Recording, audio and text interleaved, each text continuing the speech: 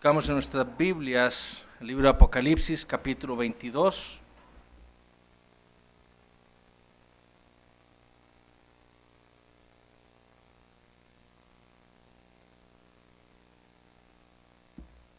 Apocalipsis, capítulo 22. Vamos a estar leyendo los versículos 6 al 9.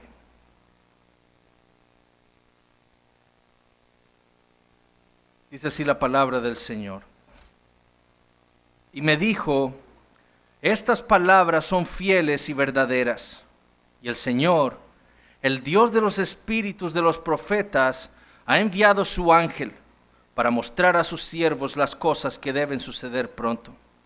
He aquí, vengo pronto. Bienaventurado el que guarda las palabras de la profecía de este libro. Yo, Juan, soy el que oyó y vio estas cosas. Y después que las hube oído y visto, me postré para adorar a los pies del ángel que me mostraba estas cosas. Pero él me dijo, mira, no lo hagas, porque yo soy consiervo tuyo, de tus hermanos los profetas y de los que guardan las palabras de este libro. Adora a Dios. Esta es la palabra del Señor.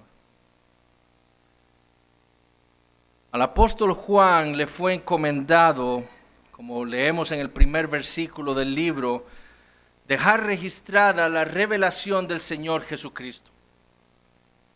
Esa revelación que Dios el Padre le dio al Señor y que Él la declaró enviándola por medio de su ángel al apóstol Juan con el propósito de manifestarle a todos estos creyentes en estas 7 iglesias en Asia Menor las cosas que deben suceder pronto. Y Juan debía escribir este mensaje. Un mensaje que inició, como vimos hace 3 años, con aquella magnífica visión del Señor Jesucristo. Con la visión de aquel que le dijo a Juan era el alfa y la omega, el primero y el último. La visión de aquel cuya cabeza y cabellos eran blancos como blanca lana, cuyos ojos eran como llama de fuego, cuyos pies eran semejantes al bronce bruñido, cuyo voz era como estruendo de muchas aguas, cuyo rostro era refulgente como el sol, y de cuya boca sale esa espada de 2 filos. Una revelación que también incluía ese mensaje personal del Señor Jesucristo para cada una de estas 7 iglesias. Un mensaje que para unas, ya sabemos, fue de ánimo, para otras de reprensión, pero para todas incluye la promesa de la vida eterna para aquellos que vencieran. Un mensaje que les abría también, como vimos en Apocalipsis capítulo 4, las puertas del cielo, para ver la majestad y el esplendor de aquel que está sentado en el trono gobernando el universo, para ver aquel a quien los ángeles adoran día y noche sin cesar y en cuyas manos está el rollo de la historia humana. Un rollo que, como vimos en Apocalipsis 5, solamente puede ser abierto por aquel que es digno, el Señor Jesucristo. Juan también debía escribir la revelación de los 7 sellos, de las 7 trompetas y de las 7 copas de la ira de Dios. Una revelación que les mostraba a todos estos creyentes la manera en la que Dios está gobernando la historia del mundo. Todo lo que ha sucedido desde el principio del mundo hasta el final de la historia ha estado bajo el control de nuestro Dios. Su plan se ha desarrollado sin interrupciones. Las plagas, el hambre, la muerte, todo ha sido decretado por Dios para su gloria. Y como vimos, muchas de esas plagas hasta han servido como castigo para los rebeldes, para los idólatras del mundo, para los malos. Pero sobre todo, Juan debía escribir el mensaje del Señor acerca de los grandes enemigos de su pueblo: el dragón, la bestia, el falso profeta y Babilonia, la gran ramera. Estos creyentes debían tener claro quiénes eran sus grandes oponentes. Sin embargo, mucho más claro debían tener ellos el hecho de que su Dios, nuestro Dios, los vencería a ellos un día. Él ya había vencido al dragón, como vimos en Apocalipsis capítulo 12, en la cruz de su Hijo Jesucristo. Pero un día, con la segunda venida del Señor, Él los derrotará finalmente. Y no solo destruirá este mundo secular, a esta ramera que es encargado de llevar a los hombres, engañarlos para que idolatren y forniquen con el mundo, sino que también destruirá a Satanás y a sus secuaces, trayendo la victoria que tanto necesitaba su pueblo. Una victoria que les daría a ellos la posesión de la nueva Jerusalén, de ese Edén renovado que Dios les había prometido a ellos en su Hijo Jesucristo, y en donde Dios morará con su pueblo por la eternidad. Es por eso que ahora, en el epílogo del libro, es decir, en la conclusión del libro, el Señor debe volver a enfatizar aquella verdad con la cual lo inició. Después de registrarles a estos creyentes por medio de Juan todo lo que ellos necesitaban saber sobre el desarrollo de la historia y especialmente sobre lo que sucedería al final, el Señor debe ahora enfatizarles la realidad de la fidelidad y veracidad de sus palabras. Si estos hermanos iban a ser animados a perseverar en la fe, ellos debían estar seguros de que todo lo que les fue registrado en el libro era fiel y verdadero. Y esto es lo que estaremos viendo el día de hoy. La fidelidad y la veracidad del libro de Apocalipsis. Y lo haremos viendo tres cosas que se nos dicen en estos 4 versículos acerca del libro. Primero, el carácter del libro de Apocalipsis. Segundo, la respuesta requerida al libro de Apocalipsis. Y finalmente veremos el propósito del libro de Apocalipsis. Veamos entonces el primer punto del sermón, el carácter del libro de Apocalipsis. Y leamos nuevamente el versículo 6. Y me dijo, estas palabras son fieles y verdaderas. Y el Señor, el Dios de los espíritus de los profetas, ha enviado a su ángel para mostrar a sus siervos las cosas que deben suceder pronto. Como les decía, de la misma manera en la que inició el libro, así termina. Con la misma declaración acerca de la autenticidad del libro de Apocalipsis. Y fue de lo que uno de esos 7 ángeles que tenía las 7 plagas, una de las 7 copas de las 7 plagas postreras, le vino a decir al apóstol Juan. Cuando Juan escribe, y me dijo, él no se está refiriendo al Señor Jesucristo, sino al mismo ángel del versículo 9, que había venido a Juan para mostrarle la visión de la nueva Jerusalén y de ese Edén renovado unos versículos antes. Fue ese ángel quien le dijo al apóstol Juan este nuevo mensaje. Estas palabras son fieles y verdaderas. Ahora, ¿a cuáles palabras se estaba refiriendo el ángel? ¿Solamente a las palabras sobre la nueva Jerusalén y este Edén renovado? ¿O a todo el libro de Apocalipsis?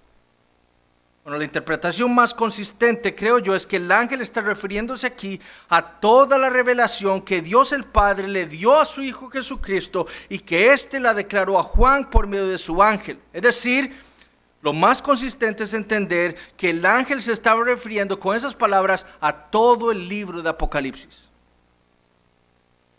Las palabras que Juan registró sobre el libro, sobre su visión del Señor Jesucristo, sobre lo que estaba sucediendo en estas iglesias en los capítulos 2 y 3, sobre el cielo en el capítulo 4, sobre la historia humana y su final, todas ellas eran fieles y verdaderas. Eso es lo que estos hermanos en estas 7 iglesias en Asia Menor debían tener muy claro. No había nada en toda esta revelación que recibió el apóstol Juan que fuera infiel o falso.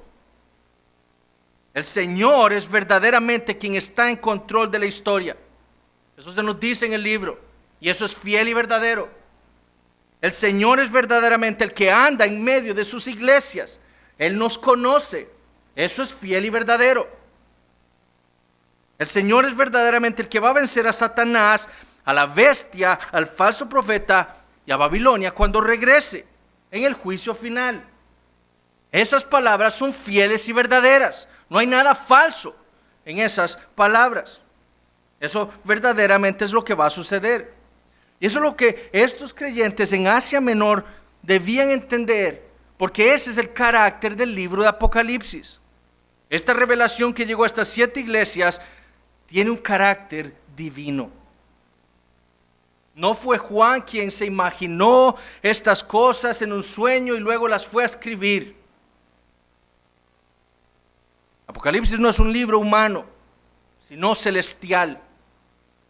Por eso es que son fieles y verdaderas estas palabras, porque quien las dio no es hombre para que mienta. Y eso es precisamente lo que le dijo este ángel al apóstol Juan. Lo que Juan y todos estos creyentes en Asia Menor debían entender es que lo que ellos recibieron y les fue leído a ellos en esas iglesias venía de Dios. Y notemos cómo se lo dice el ángel. Y el Señor, el Dios de los espíritus de los profetas, ha enviado a su ángel para mostrar a sus siervos las cosas que deben suceder pronto.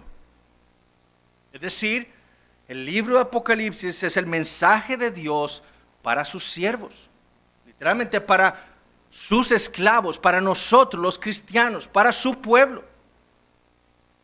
Fue Él quien envió a su ángel con estas palabras para que fueran registradas en su totalidad, sin faltar ni una sola, por Juan, para todos ellos y para nosotros el día de hoy. Y Dios lo hizo inspirando a Juan, como lo hizo a todo lo largo de la historia con todo el resto de sus profetas. Así fue como Dios nos dejó estas palabras a nosotros, inspirando a Juan como lo hizo con todo el resto de sus profetas a lo largo de la historia. Noten lo que dice el versículo 8. Yo, Juan, soy el que oyó y vio estas cosas. Versículo 9. Pero él me dijo, mira, no lo hagas. Y escuchen esto, porque yo soy consiervo tuyo, y dice, de tus hermanos los profetas. Juan entonces registró estas palabras que conocemos hoy como el libro de Apocalipsis, como un profeta de Dios. Eso es lo que el ángel está diciendo. Tú tienes hermanos que son los profetas de Dios. Tú eres un profeta como ellos. El Señor, es decir, cuando el Señor dice, y el Señor, el ángel dice, y el Señor, ahí está calificando al Señor como el amo del universo. Fue Él quien inspiró a Juan como su profeta para darnos esas palabras. Pero Él, como el amo del universo, dice, como el Dios de los espíritus de los profetas. Es Él quien está en control de los espíritus de los hombres, dice Números. Es Dios como el soberano. Y fue Él quien inspiró al espíritu de Juan para registrar estas palabras para nosotros. Fue Él quien dirigió a Juan de tal manera que sin afectar su mente, sin afectar su voluntad, sin afectar su personalidad ni sus emociones, Juan pudiera escribir todo lo que estaba en la mente de Dios sin faltar absolutamente nada, como lo hizo con el resto de los profetas en el Antiguo Testamento. Lo que esa frase, el Dios de los espíritus de los profetas, nos está enseñando es la inspiración divina del libro de Apocalipsis. Es decir, que este libro no es el invento de un hombre mientras estaba prisionero en la isla de Patmos, sino que tiene su origen en la mente de Dios. Y eso es lo que nos enseña la doctrina de la inspiración de las Escrituras. Que Apocalipsis, así como en todo el resto de la Biblia, de estos 66 libros, se originó en la mente de Dios y salió, por así decirlo, de la misma boca de Dios, siendo registrada con fidelidad por todos los profetas de Dios a quienes Dios usó y guió para que registraran todo lo que Él había pensado. Como dijo un teólogo norteamericano, Dios es la fuente de la inspiración de los profetas porque Dios es el que gobierna los espíritus humanos. ¿Quién más pudo haber gobernado, inspirado de tal manera a un hombre para escribir exactamente las palabras que estaban en su mente para su pueblo sin errores? sin fallas. Solamente Dios. ¿Por qué? Porque Él es el Dios de los espíritus de los profetas. Y esto es precisamente lo que la Biblia afirma acerca de sí misma. El apóstol Pablo, escribiéndole a Timoteo, recordándole la verdad de esas escrituras que por medio de las cuales Dios lo había salvado a él en su niñez, le dijo lo siguiente en 2 Timoteo 3:16: toda la escritura, todo lo que Dios registró para su pueblo es inspirado por Dios. Ese término inspirado es el término griego theoneustos, es decir, que salió inspirado, la inspiración de la boca de Dios. Y es útil para enseñar, para redarguir, para corregir, para instruir en justicia, a fin de que el hombre de Dios sea perfecto, enteramente preparado para toda buena obra. ¿Qué necesitamos nosotros para ser enseñados? Para ser examinados, para ser corregidos. ¿Qué necesitamos nosotros, niños, para conocer qué es bueno y qué es malo? Solamente la Biblia. El apóstol Pedro dijo: porque nunca la profecía fue traída por voluntad humana. De nuevo, lo que el ángel está diciendo Juan y a estos creyentes: este libro no vino por la voluntad de Juan, sino que los santos hombres de Dios hablaron siendo inspirados por el Espíritu Santo. De una manera sobrenatural, el Espíritu Santo guió a sus profetas para registrar todo lo que estaba en la mente de Dios para su pueblo. Asimismo se originó el libro de Apocalipsis, no por la voluntad de Juan, ni siquiera de alguno de los miembros de estas 7 iglesias en Asia Menor, sino que se originó de Dios. Y Él se la dio a su Hijo Jesucristo. Y Él se la envió a Juan por medio de su ángel, quien se la mostró a él por medio de visiones. Juan dice que él oyó y vio estas cosas, con el propósito de que Juan entonces las dejara registradas por la inspiración del Espíritu Santo y se las entregara a cada una de estas 7 iglesias. Y quedara para nosotros el día de hoy. Estos hermanos entonces debían recibir esta revelación del libro de Apocalipsis de la misma manera en que los tesalonicenses recibieron la carta del apóstol Pablo, según es en verdad la palabra de Dios. Y de nuevo, esa era la razón de su infalibilidad. Es decir, la incapacidad de las escrituras de fallar en algo. ¿Por qué? Porque viene de Dios. Es la misma razón de su inerrancia. La Biblia no contiene errores. ¿Por qué? Porque viene de Dios, que no se equivoca nunca, que es perfecto. Todo lo que Juan escribió era fiel y verdadero porque venía totalmente de Dios, sin fallas ni errores, porque Dios no se puede equivocar ni fallar nunca, porque Él es Dios. Y viviendo en un mundo en donde las cosas no son lo que parecen, un mundo lleno de mentira y error, la única guía fiel y verdadera para el creyente es la palabra de Dios. Eso es lo que estos hermanos en el primer siglo debían entender. Tantas voces del mundo diciéndoles a ellos cómo debían vivir, tantos falsos maestros en sus iglesias queriéndolos engañar, pero todo lo que ellos necesitaban saber estaba en este libro. Y eso es lo que nosotros el día de hoy, viviendo en circunstancias muy parecidas a ellos, debemos entender también. Todo lo que nosotros necesitamos saber para vivir en esta vida como peregrinos en un mundo malo fue registrado para nosotros en las páginas de la Biblia. Por eso es que todo nosotros lo comparamos con las Escrituras, porque ellas son nuestra guía, porque solamente ellas son fieles y verdaderas. El mundo viene a nosotros y nos dice una verdad que es para el mundo. ¿Qué hace el cristiano? Lo compara con las Escrituras. Y si no está de acuerdo con las Escrituras, lo declaramos falso.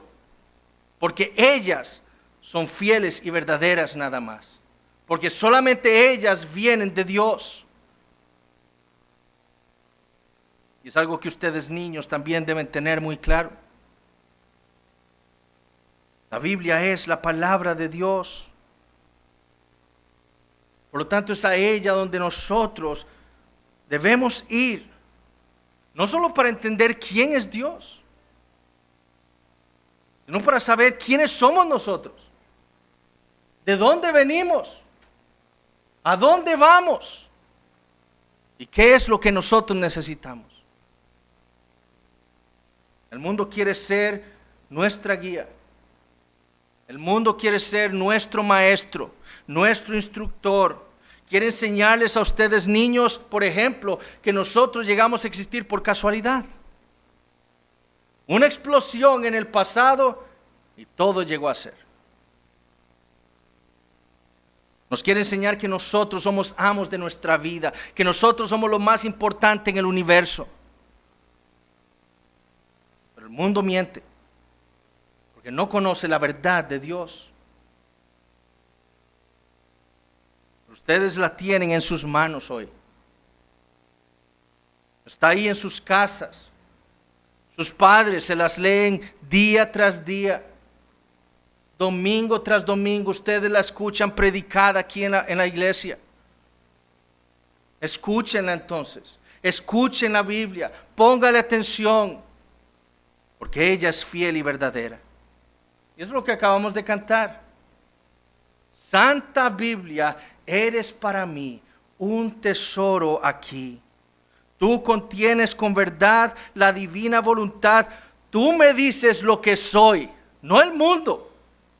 Es la Biblia, es Dios por medio de su palabra, de quien vine y a quien voy. Segundo, veamos la respuesta requerida al libro de Apocalipsis, versículo 7. He aquí, vengo pronto. Bienaventurado el que guarda las palabras de la profecía de este libro. Si las palabras del libro de Apocalipsis son fieles y verdaderas, si ellas se originaron en la mente de Dios, ¿cómo entonces debían ser recibidas por los creyentes a los cuales les fue escrito? Y es por eso que aquí el Señor interrumpe al ángel. Ese ángel que estaba hablando con el apóstol Juan, para él mismo personalmente darle a estos hermanos la sexta bienaventuranza en el libro. Bienaventurado el que guarda las palabras de la profecía de este libro. De nuevo, si el libro de Apocalipsis es fiel y verdadero, si su carácter es divino, entonces la respuesta requerida de todos los cristianos, incluyéndolos a ellos en el primer siglo, era una de total obediencia. Ese término que se traduce en nuestras Biblias como guardar, en el original se usa más frecuentemente en las Escrituras para indicar obediencia a los mandamientos de Dios.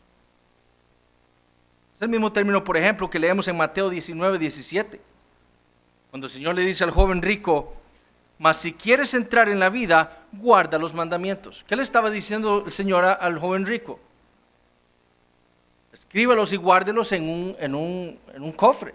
No, obedezca los mandamientos. Si usted quiere la vida, obedezca los mandamientos de Dios. El mismo término usó Santiago en Santiago 2:10. Porque cualquiera que guardare toda la ley, es decir, que la obedeciera, pero ofendiera en un punto, se hace culpable de todos. Guardar entonces las palabras del libro de Apocalipsis significaba para estos creyentes en Asia Menor, como escribió Phillips, recibirlas con fe, abrazarlas con esperanza y obedecerlas en acción. Ellos debían estudiar estas palabras, ellos debían creerlas y ponerlas todas ellas en práctica, porque venía de Dios. Y estas son exactamente las mismas palabras de la primera bienaventuranza en el libro de Apocalipsis. Apocalipsis 1:3. Bienaventurado el que lee y los que oyen las palabras de esta profecía y guardan las cosas en ella escritas. El libro comienza y termina con la misma bienaventuranza.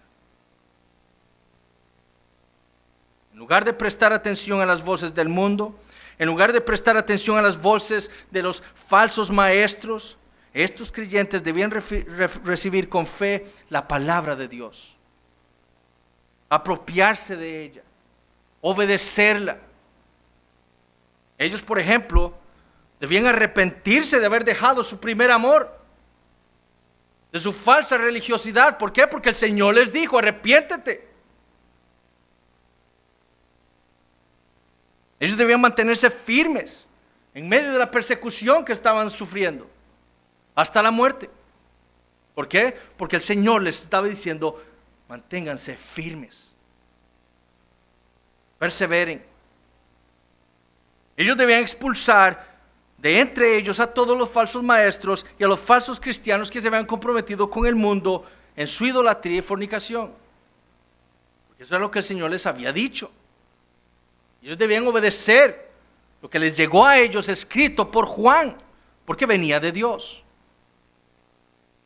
Debían arrepentirse de su autosuficiencia y de su frialdad espiritual, porque eso fue lo que el Señor les ordenó en esas palabras que fueron registradas por el apóstol Juan, pero que fueron inspiradas por Dios mismo.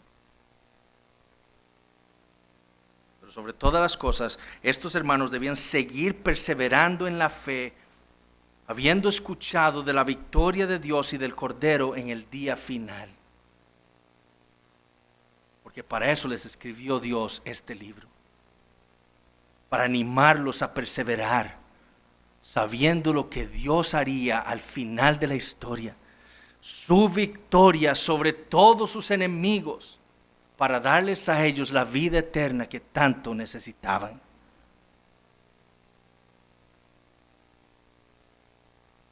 Eso es lo que se esperaba de ellos como cristianos, que obedecieran la palabra de Dios. Esa es la respuesta requerida a este libro. Ahora, ciertamente la razón por la cual estos creyentes debían recibir el libro de Apocalipsis de esa manera era porque era la palabra de Dios. Pero el Señor les da una motivación más específica para recibir el libro así: la prontitud de su regreso. He aquí, les dijo, vengo pronto. Es decir, ellos debían guardar o para decirlo de otra manera, obedecer las palabras de esta profecía, no solo porque eran la palabra de Dios, sino porque el Señor Jesucristo venía pronto. Por eso deben obedecer la palabra de Dios, por la promesa del Señor Jesucristo de que Él está pronto a regresar. Y aquí alguno pudiera preguntar: pastor, con esa frase el libro está contradiciendo lo que dijo en el versículo 6. Jesús le dijo a estos creyentes en Asia Menor que Él vendría pronto, pero han pasado 1900 años y Él no viene. ¿No está contradiciendo eso lo que usted acaba de decir de la infalibilidad y la inerrancia de las Escrituras? Porque no parece que Jesús haya venido pronto. La respuesta obviamente es no. Cuando el Señor dice vengo pronto, Él está haciendo énfasis a la inminencia de su regreso. Lo mismo ocurre cuando en Apocalipsis 1:3 leemos porque el tiempo está cerca. Es la misma inminencia lo que se nos está diciendo. Recordemos que esa fue la misma objeción que fue presentada por aquellos burladores en los tiempos del apóstol Pedro. La predicación apostólica con respecto a la inminencia de la segunda venida de Cristo era tal que habían algunos en esas iglesias que decían lo siguiente: ¿dónde está la promesa de su advenimiento? Ustedes que tanto predican de que Cristo viene pronto, ¿dónde está? ¿Dónde está la promesa de su advenimiento, de su venida? Porque desde el día en que los padres durmieron, todas las cosas permanecen así como desde el principio de la creación. Todo sigue igual. ¿Por qué dice usted que Cristo va a venir pronto si todo sigue igual? ¿Pero qué les dijo el apóstol? Mas, oh amados, no ignoréis esto, que para con el Señor un día es como 1000 años y 1000 años como un día. La segunda venida de Cristo no debe ser medida con el tiempo humano, con nuestra cronología, sino más bien debe ser medida con los eventos que suceden y que fueron planeados en ese plan eterno de la redención de Dios. Es decir, es la historia de la salvación lo que nos debe guiar a nosotros. La historia de la salvación comienza con una promesa, la promesa de un redentor. Y pasaron, no sé, 5,000, 6,000 años quizás, hasta que se cumplió. Después se nos promete la muerte de ese Salvador. Y eso también se cumplió. Después se nos promete la resurrección, la ascensión y la sesión cuando el Hijo se sienta a la diestra del Padre. En ese plan de salvación tan necesario para nosotros. Y eso también ya se cumplió. Luego se nos promete Pentecostés, el derramamiento del Espíritu Santo sobre todo el pueblo de Dios.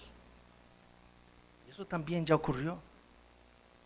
¿Cuál es la única promesa que resta en el plan de salvación? La segunda venida de Cristo y el cumplimiento de todas las cosas.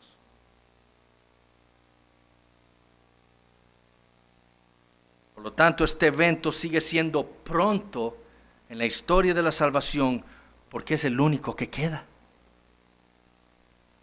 He aquí, vengo pronto, sigue siendo entonces una promesa fiel y verdadera de parte del Señor.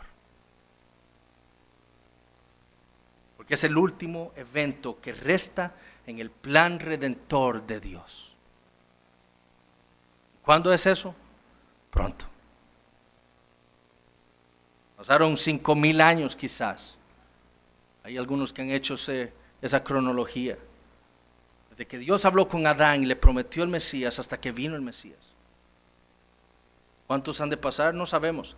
Pero lo que sí sabemos es esto. Para Dios, 1000 años es como un día.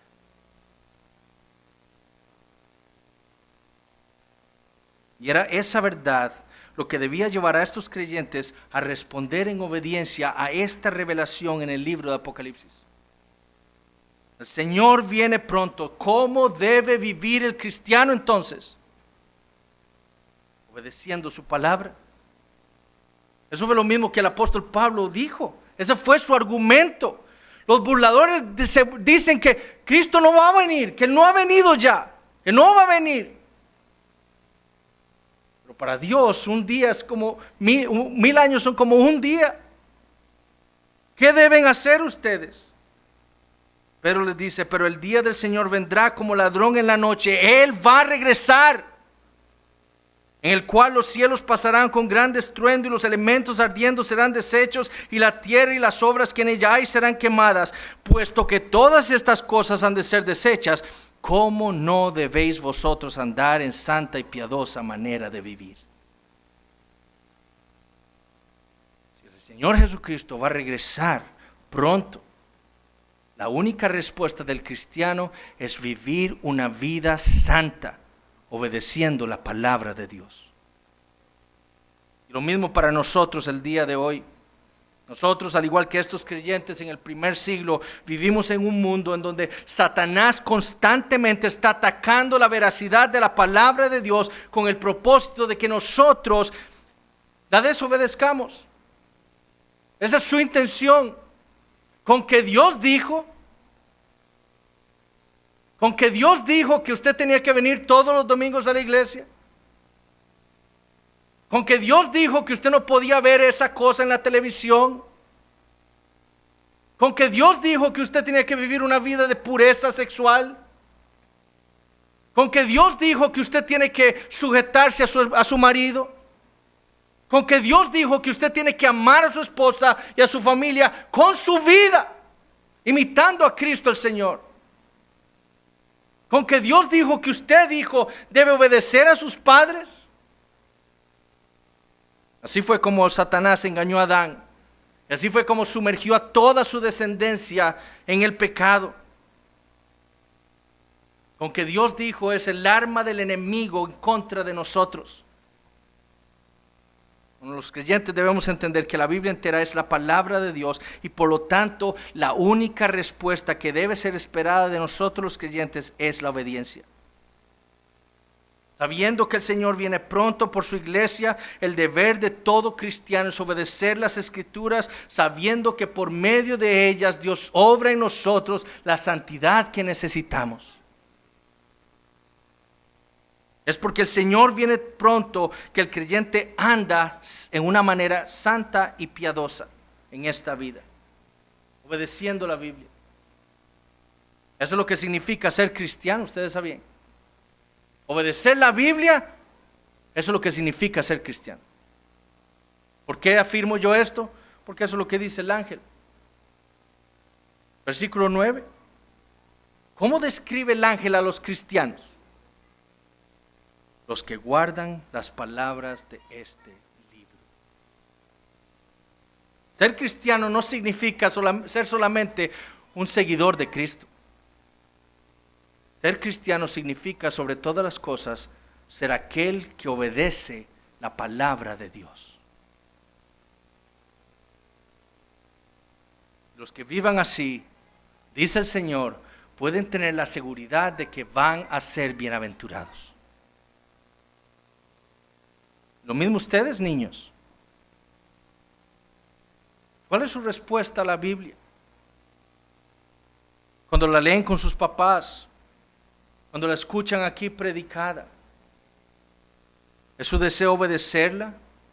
¿O les aburre? ¿O no les importa? Pídanle a Dios que les dé un nuevo corazón. Un nuevo corazón para atesorar la Biblia, para querer obedecerla. Para que ustedes puedan decir un día, como cantábamos ahora, Santa Biblia, eres para mí un tesoro aquí. Solamente un corazón cambiado puede decir esas palabras. Porque solamente un corazón cambiado puede entender que la Biblia es la palabra de Dios. Y tercero, veamos el propósito del libro de Apocalipsis, versículos 8 y 9. Yo, Juan, soy el que oyó y vio estas cosas, y después que las hube oído y visto, me postré para adorar a los pies del ángel que me mostraba estas cosas. Pero él me dijo, mira, no lo hagas, porque yo soy consiervo tuyo, de tus hermanos los profetas y de los que guardan las palabras de este libro. Adora a Dios. Si Juan hubiera sido el creador del libro de Apocalipsis, nosotros no hubiéramos leído estas palabras. Otra vez, vuelve a hacer lo que no tiene que hacer. Quizás hubiéramos dicho, no, y aprendí muy bien, y cuando llegó este ángel, adoré a Dios.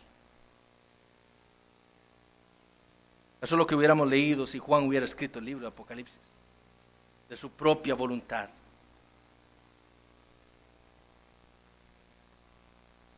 Porque aquí, como ocurrió en Apocalipsis 19:10, Juan se postra para adorar al ángel,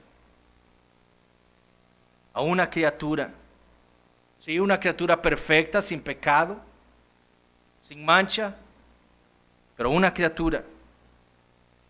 No sabemos por qué Juan lo vuelve a hacer, porque ya lo había hecho una vez y fue reprendido por aquel ángel y ahora lo vuelve a hacer. No sabemos la razón. Quizás se dejó llevar por la magnificencia de la visión que le había sido dada unos momentos atrás de la nueva Jerusalén, de ese nuevo Edén. Quizás se dejó llevar por las palabras del Señor Jesucristo, vengo pronto, y se tira y adora al ángel. No lo sabemos. Pero fue porque se postra para adorar al ángel que el ángel lo tiene que reprender con palabras tan serias como estas. No lo hagas. No debes hacer eso. Y el ángel le da la razón por la cual no debe hacer eso. Yo soy consiervo tuyo. Soy consiervo de tus hermanos los profetas. Soy consiervo de los que guardan las palabras de esta profecía. ¿Cómo se te ocurre arrodillarte y adorarme a mí? Yo no soy Dios. No se te ocurra adorarme a mí. El propósito de toda esta revelación, de esta revelación del Señor Jesucristo, de la revelación de los sellos, de las trompetas, de las 7 copas de la ira, del destino final de Satanás, la bestia, el falso profeta, de Babilonia, de este mundo secular, sobre todo la revelación de la gloria que disfrutará la iglesia en la eternidad, era para llevar a Juan y a todos estos creyentes a adorar a Dios. Ese era el propósito. Que ellos vieran al Dios soberano controlando toda la historia de principio a fin para darle a su pueblo la salvación que tanto les había sido prometida por Él. En Cristo Jesús. Aquel cordero del capítulo 5 que fue visto por Juan como inmolado. A la raíz de David.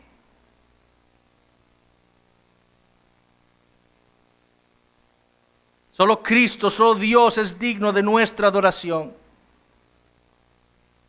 Y fue por esa razón que el Señor hizo tanto énfasis en este libro, en la persona del Señor Jesucristo.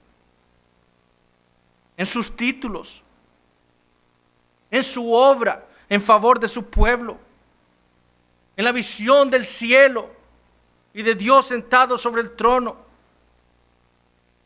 en la verdad del control, el dominio y la soberanía de Dios sobre todo lo que sucede en su creación. El énfasis en el poder de Dios para llevar a cabo la salvación que Él le prometió a su pueblo desde el principio. El propósito era que Juan y todos los creyentes después de él leyeran lo que Dios hizo para su gloria y para el bien de su pueblo en su Hijo Jesucristo y le adoraran a Él. Ese era el propósito. Ese es el primer y gran mandamiento. Y no adorarle solo cuando sentimos adorar a Dios, no, adorarle en todo momento de nuestras vidas. No conforme a nuestra imaginación o a nuestra sabiduría, sino conforme a la palabra de Dios. Eso es lo que hacen todos los ángeles en el cielo. Apocalipsis 4, Apocalipsis 5, ¿qué es lo que vemos? A todos los ángeles adorando a Dios, porque solo Él es digno. Es lo que vemos a todos los mártires, todos los santos que han muerto en el presente y que están ahora en la presencia de Dios. ¿Qué es lo que están haciendo? Apocalipsis 7, adorando a Dios. Y es lo que haremos nosotros por la eternidad. Para eso nos fue dado el libro de Apocalipsis. Guardar entonces o obedecer las palabras de esta profecía significa sobre todas las cosas vivir para adorar a Dios, aún viviendo en este mundo malo.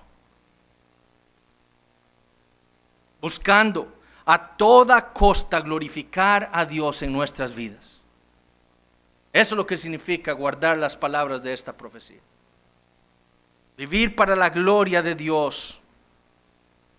La meta más importante del libro de Apocalipsis, dijo Bill, es que inspire la adoración a Dios.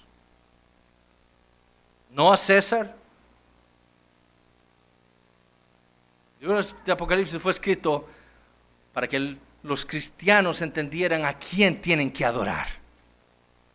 No a César, no al anticristo, no a la ramera, sino a Dios.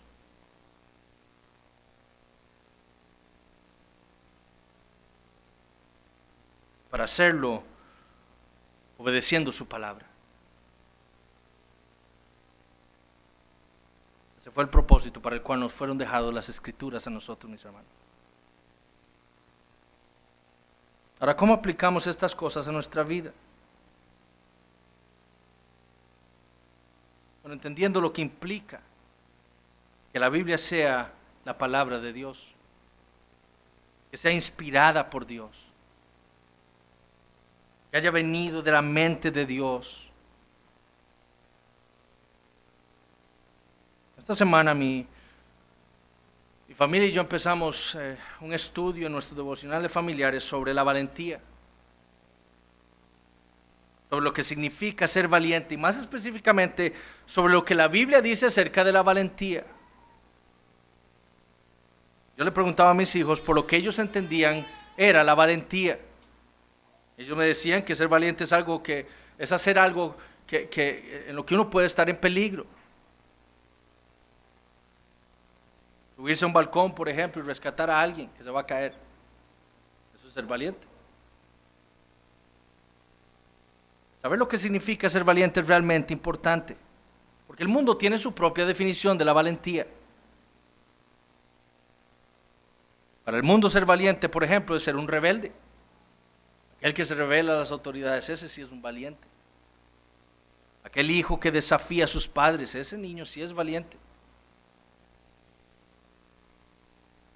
Aquel hombre que anda con muchas mujeres, ese sí es un verdadero hombre. Aquella mujer que viste como quiere, que habla como quiere, que se rapa y entra a la iglesia sin importarle que tiene un esposo al cual debe sujetarse, como vimos con el pastor Alexander. Que hace lo que quiere con su cuerpo, eso es para el mundo una mujer valiente. Pero como yo le enseñaba a mis hijos, para la Biblia ser valiente es muy diferente. Para mostrarle a mis hijos el verdadero significado de la valentía, nosotros estudiamos primeramente el pasaje en Josué capítulo 1. Moisés, el gran profeta de Dios, el gran siervo de Dios, ha muerto. Y este hombre joven, Josué, tiene ahora el deber, la tarea de meter al pueblo de Israel a la tierra prometida, con todos esos enemigos ahí adentro. Probablemente Josué está temeroso, pero Dios viene a él para consolarlo con estas palabras: esfuérzate y sé valiente, porque tú repartirás a este pueblo por heredad la tierra de la cual juré a sus padres que la daría a ellos. Solamente esfuérzate y sé muy valiente, escuchen esto, para cuidar de hacer conforme a toda la ley que mi siervo Moisés te mandó. No te apartes de ella ni a diestra ni a siniestra, para que seas prosperado en todas las cosas que emprendas. Ser valiente significaba para Josué esforzarse en obedecer la palabra de Dios. Lo mismo le mostré a mis hijos, lo que fue antier, en la vida de Noé. Viviendo en un mundo perverso, habiéndose corrompido toda carne, como nos dice Génesis capítulo 6, Dios viene a Noé y le ordena construir un arca en medio del desierto. Quizás habían pasado años, quizás Noé, le decía yo a mis hijos, quizás Noé nunca no sabía lo que era la lluvia. Y Dios le ordena construir un arca. ¿Y qué hace Noé? La construye. Y a Noé no le importó que sus familiares probablemente, sus vecinos, sus amigos, sus conocidos, gente de lejos viniera a él a burlarse de la tontería que según ellos estaba haciendo Noé, construyendo un arca en el medio del desierto. A Noé no le importó eso, porque no era valiente. Se dispuso a obedecer la palabra que Dios le había dado. Lo mismo vemos con Abraham, con José, con Moisés, con David y con todos los profetas de Dios. A ellos no les importó tener al mundo en contra, sino que fueron valientes y obedecieron la palabra de Dios. Eso es lo que significa tener una fe verdadera. Y ese es el llamado para nosotros como cristianos y como iglesia el día de hoy. ser valientes. No valientes como el mundo define la valentía, sino como la palabra de Dios la define, obedeciendo a Dios en su palabra. Aunque el mundo nos diga otra cosa, aunque el mundo nos amenace, el cristiano es valiente y obedece a Dios.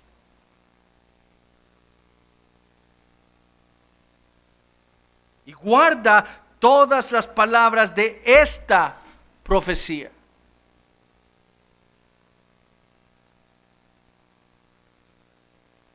Mis hermanos, ya están sobre nosotros los días en donde nosotros necesitamos ser valientes.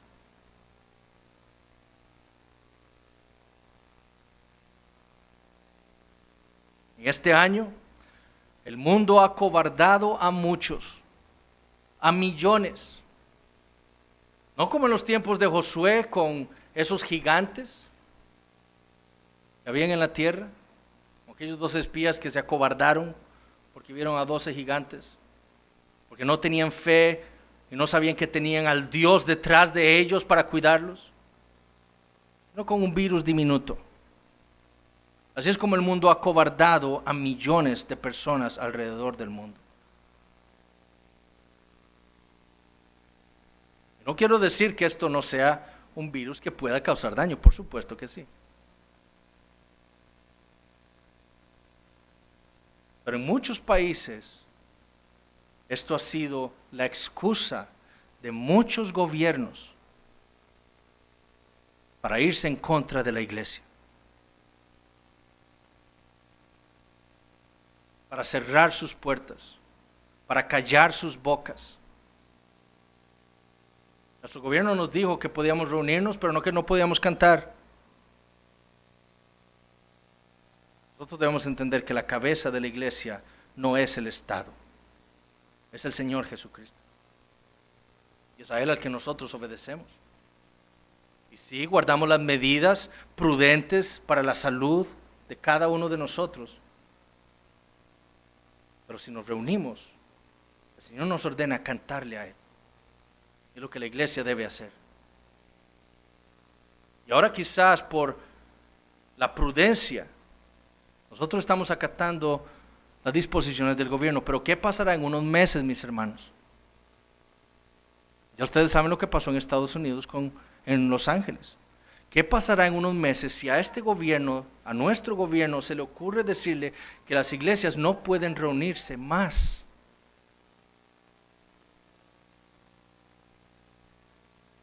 ¿Qué vamos a hacer? El Señor nos ordena congregarnos. ¿Seremos lo valiente suficiente para obedecer a Dios y asumir las consecuencias de obedecer a nuestro Señor? Porque yo les aseguro que si esto sigue y si eso pasa y nosotros decidimos ser valientes y obedecer a Dios, van a venir multas. Algunos iremos a la cárcel. Pero ¿qué vamos a hacer? Por eso les digo que el Señor nos ha estado preparando para lo que viene con nuestro estudio en Apocalipsis.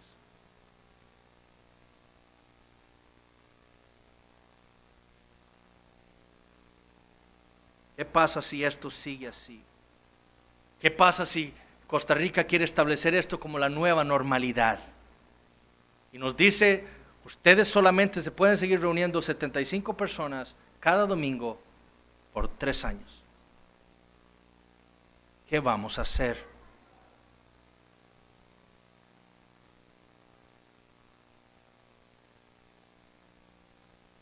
Pronto se acerca el tiempo, hermanos, para mostrar nuestra valentía, obedeciendo la palabra de Dios.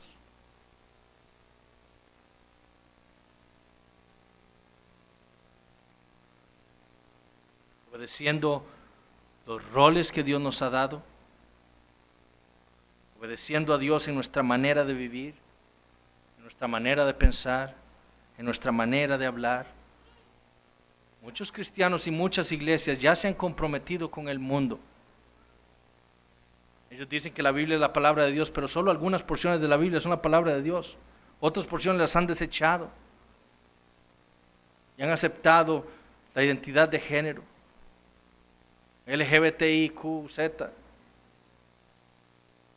como una parte normal, según ellos, de un cristiano, de la vida de un cristiano.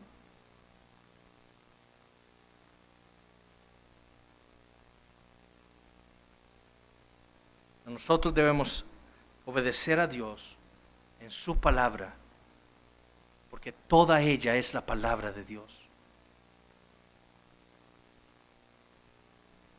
Y niños, a ustedes el mundo va a llegar exactamente de la misma manera. Hagamos esto. Puedes pertenecer a nuestro grupo. Hagamos esto. Vas a ser cool. Pero aquel que teme al Señor, aquel que conoce lo que dice la Biblia acerca del bien y del mal, acerca de lo que es pecado y lo que agrada a Dios, aquel niño va a preferir estar solo, sabiendo que está solo pero con Dios, que con un grupo de personas que no temen al Señor. Hermanos, Cristo es nuestro ejemplo de un hombre valiente. Él vino a este mundo, obedeció en todo la palabra de Dios, frente a un mundo que se lo opuso de todas maneras. Tuvo el valor para dejarse clavar una corona de espinas, para dejarse dar latigazos en la espalda, para dejarse clavar clavos, sabiendo lo que iba a pasar. Y aún así dispuso su rostro para ir a Jerusalén. ¿Por qué? Porque eso era lo que su padre le había ordenado que él debía hacer. Sí, Él es nuestro ejemplo, pero eso Él lo hizo para redimirnos a nosotros, porque eso era lo que era necesario para redimirnos a nosotros de nuestros pecados. Nosotros necesitábamos a ese Redentor valiente que obedeciera a Dios en todo y fuera a la cruz para pagar por nuestros pecados.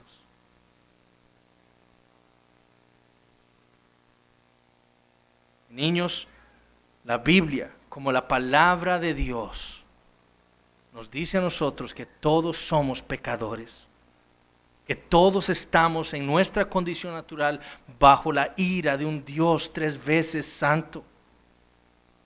Pero la Biblia, que es la palabra de Dios, también nos habla de un Salvador, que es el Señor Jesucristo. Y nos dice que si ustedes van a Él con fe y arrepentimiento, Él les va a dar la vida eterna. Escuchen lo que dice la Biblia y vayan al Señor Jesucristo con fe y arrepentimiento. Y estas promesas que hemos leído en Apocalipsis serán para ustedes también. Oremos. Padre Celestial, te damos gracias por tu palabra. Te damos gracias, Señor, por estos 4 versículos en los cuales hemos meditado el día de hoy. Que nos confirman, Señor, que estos 66 libros que tú nos has dejado son tus palabras para nosotros, tu pueblo. Que en ellas no hay error ni falla alguna, porque son tus palabras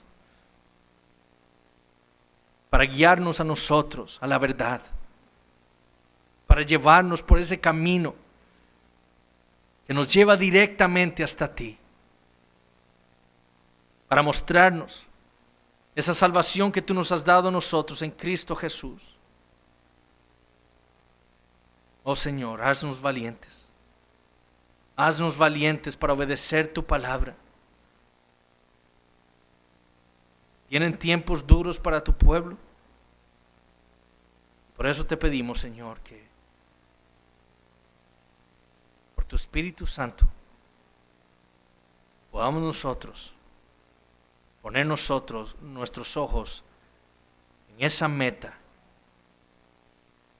que ha sido revelada a nosotros en estas páginas de este libro de Apocalipsis, que tú nos has prometido, y que así podamos nosotros vivir, no para este mundo, sino para ti.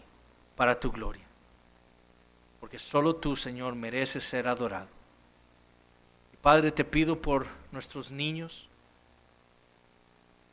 Señor, como siempre los traemos a la iglesia, leemos la Biblia con ellos, oramos por ellos, por su salvación. Señor, ten misericordia de ellos. Oh Señor, muéstrales su condición delante de ti y dales ese nuevo corazón, lleno de fe por el Señor Jesucristo, arrepentimiento por su pecado. Ellos puedan amar al Señor, ser sus discípulos. Que tú, Señor, puedas ser su Padre. Oh Señor, ten misericordia de cada uno de nosotros.